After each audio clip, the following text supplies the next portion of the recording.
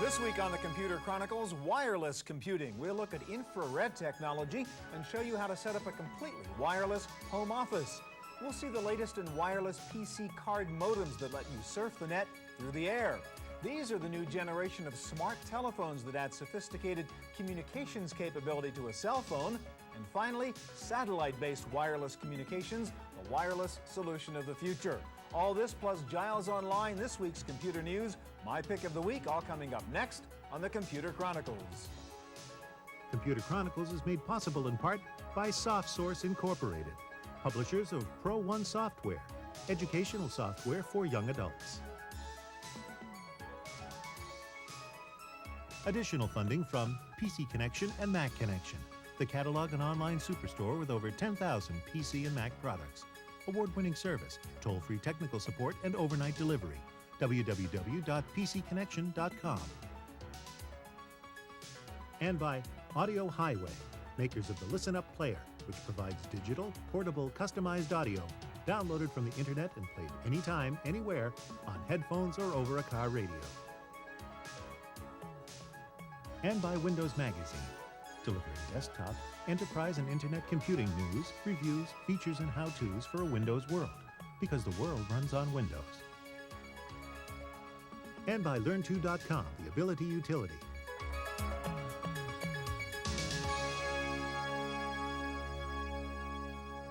Hi, and welcome to the Computer Chronicles. I'm Stewart Cheifet.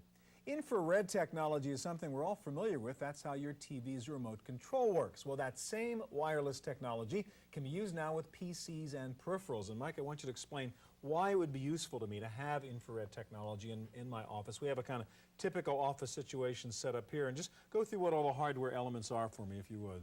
First of all, we have the HP LaserJet 6P. It has a built-in infrared port. IR port over there.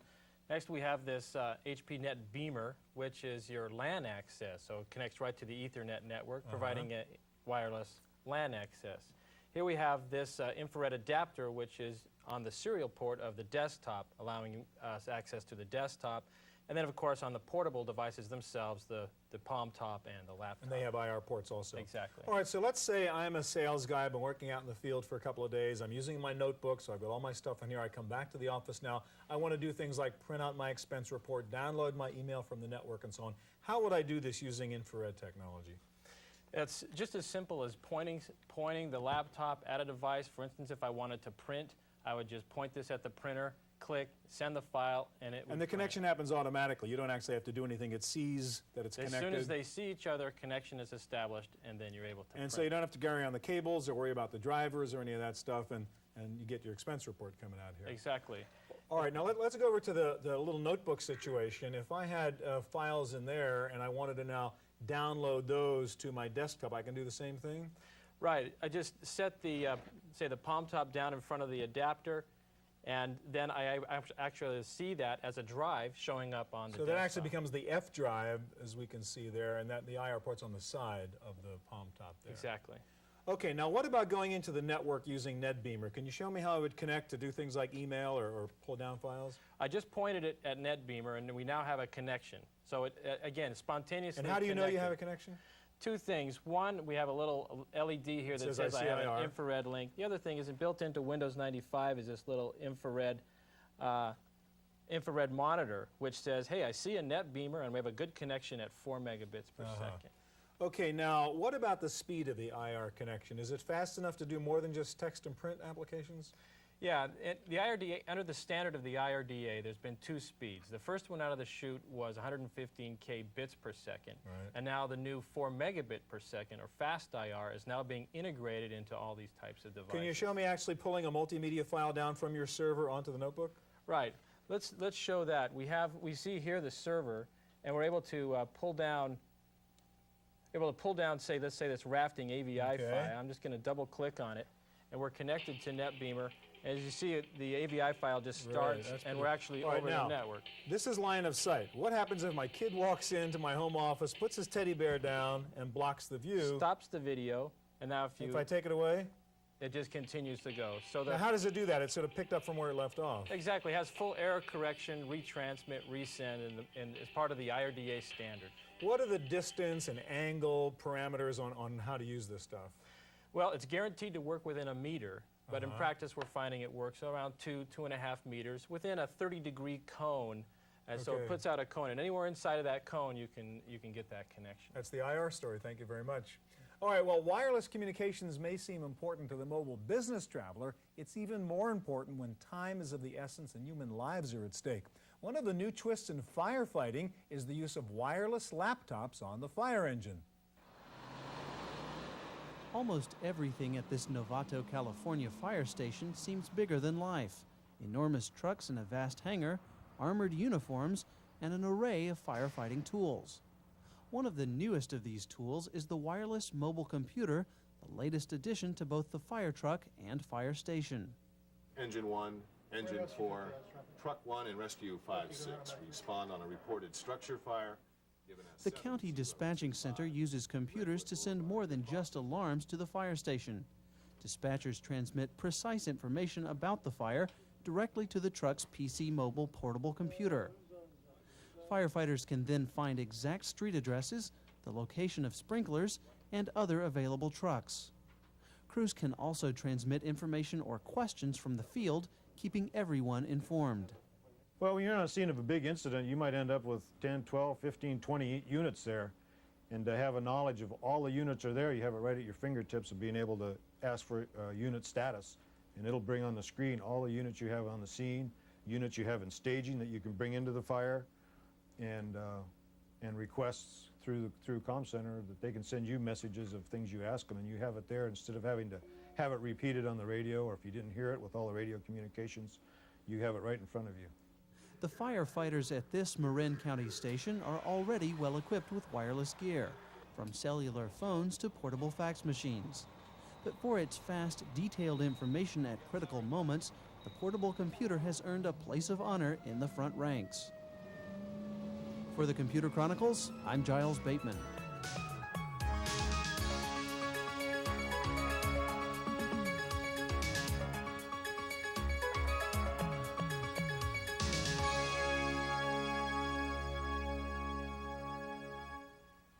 Many of us travel around with notebook computers, but if we want to hook up to a network, we usually have to find a phone line somewhere. Not any longer, thanks to two new wireless solutions in the form of a PC MCIA card. And Misha, this is one solution here called the Personal Messenger from Motorola. And explain what's in this thing. Yeah, as you know, Motorola makes cellular products and paging products, but they also have a new line now of modem cards, which are two-way, which allow you to send and receive information wirelessly. What's contained in here is a radio. You have a battery, got its own power, self-powered device. It has a two-stage antenna which you can pop up, and it uses the PC card form factor. So transmitter, receiver, battery, antenna, the whole thing really stuck to that card. All right, now can we just shove it into the laptop here and see how you'd actually use this thing? So with this, I can do what? Do email? Yeah, with what I'm going to show here is radio mail, which is basically a wireless service, and you can do simple messaging, internet activity. You can go to different websites with something called Radio Web. And what we'll do here is just simply send a message wirelessly. Okay, and we're doing this for real now. You're not simulating this. So we can type in a subject. Okay, so I can just say, hey, we're doing the demo, well, whatever. It's not worth worrying about actually typing.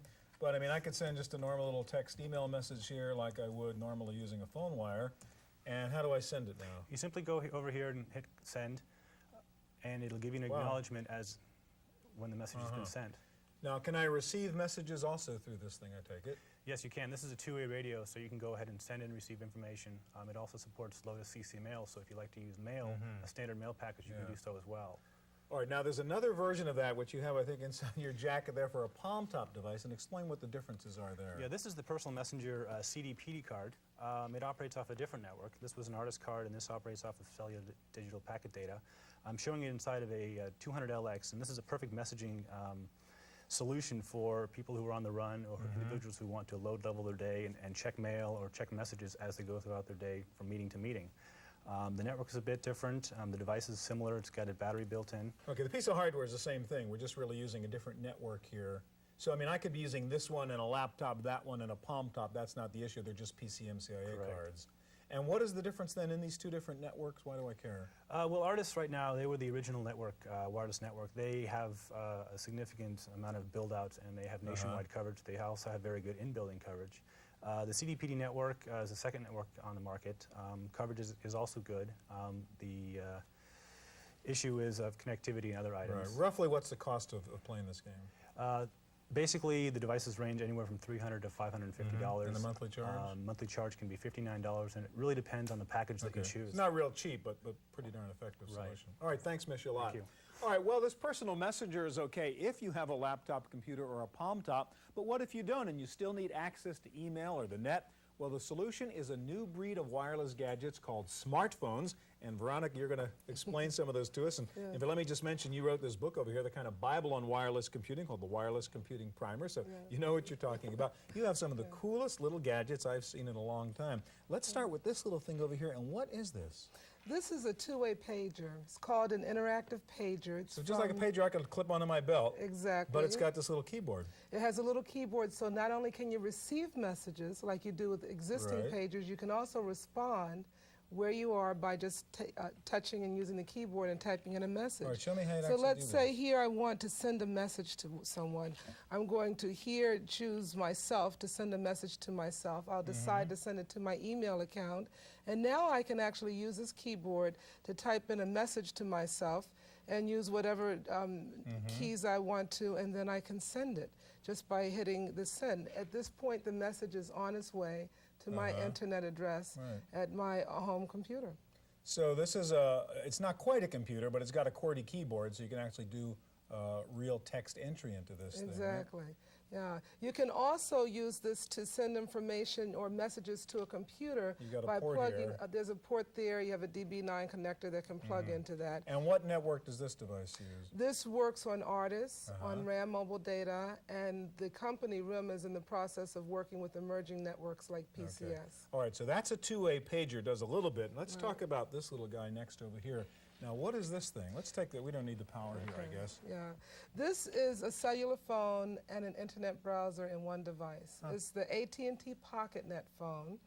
You can use it as a regular cellular phone, or you can, in addition to speaking on it, you can use it to browse the internet. So here I'm going to select the AT&T PocketNet service. I'm going to decide to use some of the financial services that are available to it, and I want to know what my stock in AT&T is worth. So I'm going to enter the symbol, a T for AT&T. Now it's actually going to the network server that's on the internet, retrieving that information, and there it is. So this is a cell phone with built-in internet software, basically, huh? Yeah, it's built-in internet software. The software is from Unwired Planet here in California, and you can it actually uses that to browse the internet. You can also do some development with that software, so you can add additional functionality to the unit. So I take it I can do email with this, but can I actually do web browsing with this? You can actually go out and retrieve information from any site on the web, and you just design So the I could software. enter a URL in here and actually access a website? You could actually access a website. Wow. Yeah. Okay, and this is called? This is the AT&T PocketNet phone. Got it. All right, let's move to the next guy. Now this starts out looking like a cell phone, but this is a lot more than a cell phone, right? This is. It's great. It's actually a cell phone that you can use, and I can turn it around and speak with it. However, let's say that I receive a message from someone, or I'm speaking to someone, and they ask me if I read the message that they want. You open it up. This becomes a speakerphone.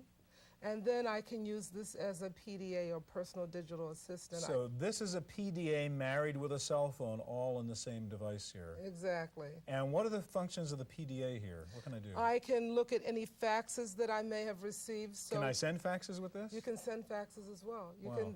This has two-way messaging capability, just as the other. So once product. again, this is an internet terminal. I can send faxes. I can send faxes. I can hit the internet button and go in and browse the internet. I can enter a URL number and go backwards and browse the internet doing that as well. So this gives me the same functionality. Well, okay, now this is available in Europe now. It's not yet available in the States because I guess we don't have the network to support this yet. When will that happen? No, this is scheduled for availability in the latter half of 1997. It will initially be available with the PCS networks that are currently being deployed in the United States today. And as you said, I can be on a cell phone conversation and also then go here and check a message or whatever and say, yeah, that was the number, that's the answer you're Right, looking once for. the message has been downloaded, you can be on a cell phone conversation, open it up, this becomes a speakerphone, and you can continue speaking while you're checking It's the your Nokia messages. 9000, and it connects to a Nokia. computer too if you want to, right? Yes, you Okay. can. Well, you may think it's cool to use your wireless gadget at some airport, but some techies are pushing wireless technology to the limit. Steve Roberts is one guy who always wants to be connected. If you see a two-wheeled vehicle with an aerodynamic nose in the street, it probably belongs to Steve Roberts, self-described technomad and founder of Technomatics. The recumbent bicycle project began in 1983 as an experiment in wireless freedom. Equipped with extensive communication devices, it grew in size and features until it became known as the Behemoth. Steve drove it thousands of miles until one day he decided on a new vehicle, a sailboat. After about a decade of wandering the country on the bicycle, I started longing for water, partly because I just got sick of traffic and noise and dirt and hills. You know, when you ride a 580-pound bicycle, hills are kind of a drag. Also, the nice thing about a sailboat is that the technology doesn't have to work for it to be an effective system. You know, I have sails, I have rudder, I have a sextant. You know, there's all these things that are very, very low tech, which, you know, on one level are backups and on another level are the whole point. Steve's 30-foot folding trimaran, called the Microship, is still under development in Silicon Valley. As a platform for wireless innovations, and in size, it dwarfs the trusty bike. Embedded on board will be a Macintosh-based control console to collect and provide all kinds of data from the boat's position to security sensors. Connected to the console wirelessly will be several modified Newton PDAs called Tarpons. These portable links will provide remote control of almost everything that can be done at the console and alert the crew in case of trouble. Let's say it's a security violation. I can tell the video turret to look in the direction that it sees the alert, take a video snapshot using a frame grabber and send it to me as an image that I can see on the screen. If it's a power problem, I could bring up the power management system and see if some big load is running that may be killing batteries, or, you know, essentially access to every subsystem on the ship, just as if I were sitting on board. Over 75 sponsoring companies keep the Microship project afloat. As for Steve, I'm having so much fun that I can't imagine ever doing anything else. And for me, the boat is just the next logical step. for the Computer Chronicles, I'm Giles Bateman.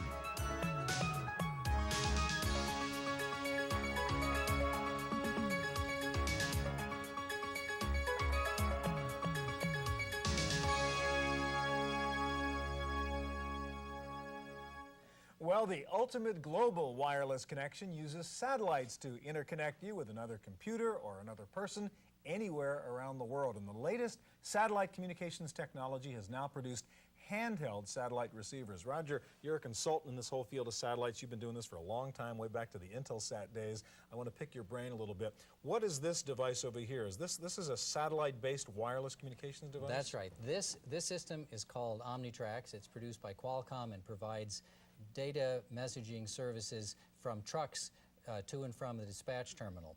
It's possible to receive signals here from the dispatcher and be rerouted, or the trucker can send messages back, and as well as monitoring the functions on the truck. So this is the terminal I would have in my cab, and it's connected to this thing, and what in the world is going on there? Well, this antenna has, since the truck is moving around, the antenna has to point to the satellite so that we don't lose So this thing is sitting on top of the truck. On top of the cab of the truck, that's right. Tracking down the satellite. And this is actually in use now around the world, you say? There are 175,000 truckers in North America, Europe, South America, and Southeast Asia using these systems. It's the largest data usage system in the world. And being told where to go, what to pick up, all that kind of That's stuff. right. So that's real. All right, now this is a new generation, similar thing, I guess, huh? Starting in January of 1996, we have higher data rate communications possible through a satellite in over North America, which is able to transmit at 2.4 kilobits. And you here, instead of getting packets, you have continuous communication services.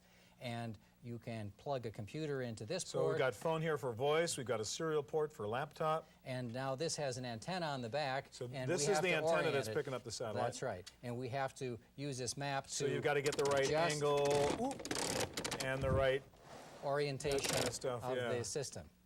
So this is a much improvement over. And again, as a this one. suitcase device, I just pick it up, carry it with me on That's the plane. right. And there wherever are I'm going. systems available for trucks as well. Okay, let's go to the next generation, and that's that incredible little handheld guy you have over there. And what's the story on this? Well, now we are going from geostationary satellites down to low Earth orbiting satellites. And with these low Earth orbiting satellites, we are able to have small units which have antennas that don't have to point to the satellite. They have omnidirectional antennas.